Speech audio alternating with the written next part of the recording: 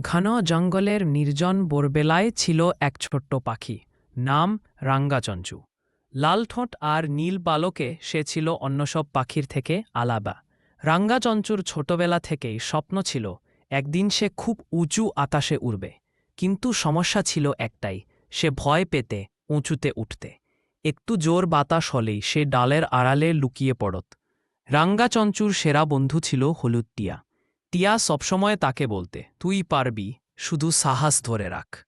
একদিন জঙ্গলে খবর এল, বড় ঝড় আসছে। বড় বড় পাখিরা সবাই উড়ে নিরাপদ জায়গায় চলে গেল। কিন্তু রাঙ্গাচঞ্চু চেষ্টা করেও উড়তে পারছিল না।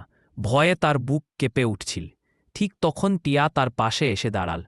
ভয় পেলেই হবে, চেষ্টা কর, ডানা মেলে ধর। রাঙ্গাচঞ্চু গভীর শ্বাস নিয়ে ডানা ঝাপতাল, কিন্তু প্রথমেই মাটিতে পড়ে গেল।